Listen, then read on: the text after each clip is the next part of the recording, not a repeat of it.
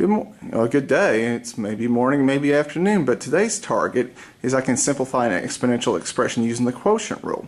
Yesterday we talked about the product rule, and that said if your bases are the same, you're going to add the exponents. Now, some of you forward-thinking people will be thinking, wait, hold on, yesterday was about product, today's about quotient, and they're opposites of each other. One's multiplication, one's division. So some of you probably start thinking, so am I going to do blank with my exponents today? And you're probably going to be right. But we're still going to have to talk about the negative exponent at the end of a problem, what to do with it. Just get used to it, okay?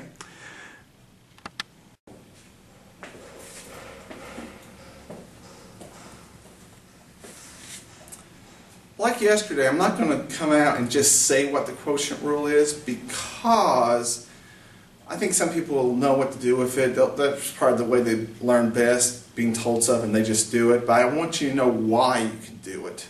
And that may help you understand why you can do it. So I'm going to show you an example of a quotient problem. Now, keep in mind, this could be written as a fraction, or it could be written as this. Okay? But it's a division problem in any case. So what I'm going to do is in either case, this is really, it's easier to see with a fraction than with this. So what I'm going to do is expand out what this x to the fifth power really means. It's x times x times x times x times x. 5x's in a multiplication problem. Make these a little bigger. And on the bottom we have 3x's in a multiplication problem. Well, here's where the quotient rule comes from. It's the idea that if you have nothing but multiplication on top and bottom of a problem, you can cancel out parts of a problem. And this goes back to when you simplified or reduced fractions. If you had 2 over 4, for example, you reduced it to 1/2. Well, this is kind of the same idea. But what we're going to do is for every x we see up here, we're going to eliminate an x down there. So there's one x gone.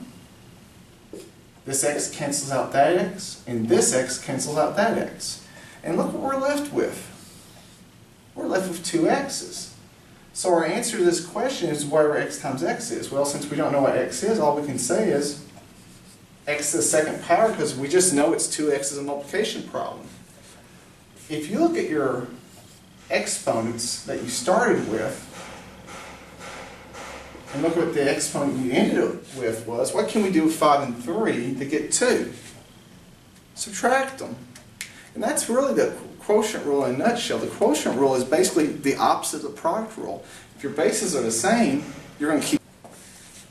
I'm going to do today a little differently though. We're going to go ahead and apply the quotient rule, and then I'll show you why it works. So we're going to go ahead and do what the quotient rule would say to do, and then below I want to show you why it works.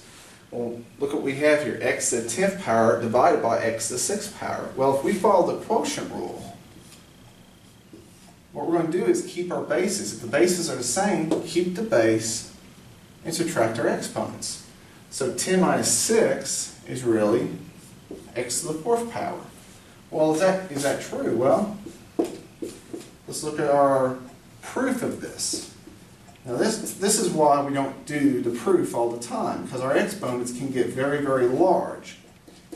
6, 7, 8, 9, and I may have ran out of room on the camera, so bear with me. And on the bottom we have 1, 2, 3, 4, 5, 6 x's. And what we're going to do is cancel out our x's, but this time I'm going to probably cancel them from both the ends just to make sure you see what's left over in the middle.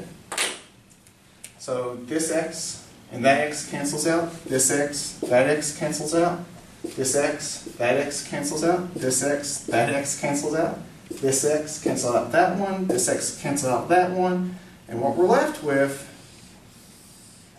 we have 4 x's that we're multiplying together, and 4 x's multiplied together is really x to the 4th power. This happens all the time on the quotient rule, but the quotient rule is basically a shortcut from having to do this all the time, and also when you have those negative exponents pop up in a problem like this, because they will pop up, it's to keep us from having to do something crazy stuff like this to get an answer. Here's the quotient rule in a nutshell. If the bases are the same in a division problem and you have exponents involved, you're going to keep the base the same because that's the only number you're dealing with, or variable in this case, and you're going to subtract the top exponent by the bottom exponent. So in this case, we have x to the a over x to the b, x to the a divided by x to the b. So what you're going to do to find what the simplified answer is x to the a minus b. You're going to take a and subtract b from it.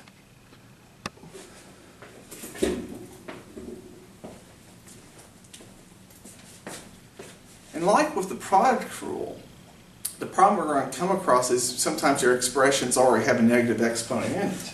So let's say we had a to the negative 8 power all over a to the second power.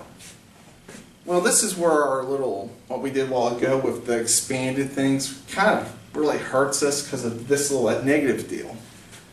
But here's the thing. What we're going to do is we know we're going to have to subtract these two numbers. Our bases are the same, so we're going to keep the base. And we're going to subtract our exponents. So it's going to be negative 8 minus 2. And if you remember from last week we were here, once again, here's our integer rule. We have 8 negatives and 2 negatives. So really, how many negatives do we have? Well, we keep the sign and add the digits together. It's 8 to negative 10. But once again, here comes that negative exponent like we had a couple days ago. 8 to the negative 10, we can't leave it like this because when they want you to simplify it, they want only positive exponents in place. So what we're going to have to do is really show what a to the negative 10 is, and what a to the negative 10 is really 1 over a to the 10th power. It's going to be a fraction or a decimal in this case. This will happen. You just got to remember, if you see a negative at the end, you're going to